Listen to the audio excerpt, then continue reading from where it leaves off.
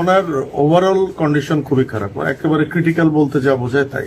হ্যাঁ, ওনার ব্যাপারে আমরা কোনো আশার কথা বলবো না। আমরা যখন অপারেশন করার জন্য প্ল্যান করতেছি তখন ওনার ভাই, উনি বুলেট প্রুফের সময় ওনার সাথে ছিলেন, উনি কিন্তু বলছিলেন যে বেঁচে নাই, তারপর আপনারা করেন।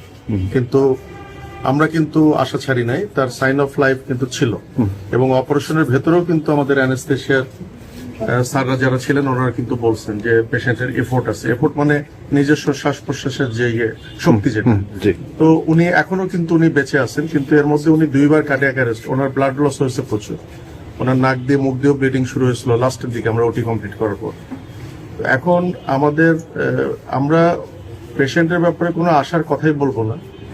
উনি সর্বোচ্চ খারাপ অবস্থাতেই আছেন, কিন্তু উনি এখনো বেঁচে আছেন, আর বাকিটা আল্লাহর ইচ্ছা।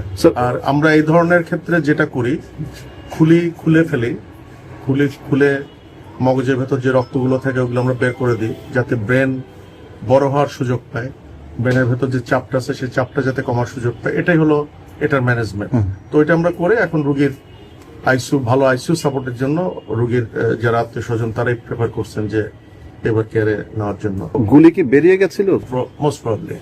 মানে আমরা এত হারিনেসের মধ্যে, কারণ বুলেট যদি ভেতরে থেকেও যায়, ধরে নিলাম যে বুলেট ভেতরে মগজের ভেতরে আছে, ওটা একদম মগজের সেন্টার পয়েন্টে, ওখানে অ্যাপ্রোচ করার কোনো প্রয়োজন নাই, ওটা করা হয় না। মানে বেরিয়ে যায়, বুলেটটা বের হয়ে গেছে, কারণ বুলেট একদিক দিয়ে ছিদ্র হয়ে আরেক দিক দিয়ে হাড্ডি ভেঙে বের হয়ে গেছে, সুতরাং ওটা বুলেটই বের হয়ে গেছে আমরা ধরে নিতে পারি। কিন্তু বুলেটের কিছু ফ্র্যাগমেন্ট ব্রেনের ভেতর থেকে গেছে, সেটা আমরা যখন অপারেশন করছি কিছু ফ্র্যাগমেন্ট আমরা পেয়েছি, ওগুলো আমরা সংরক্ষণ করছি, খুব ছোট ছোট ফ্র্যাগমেন্ট।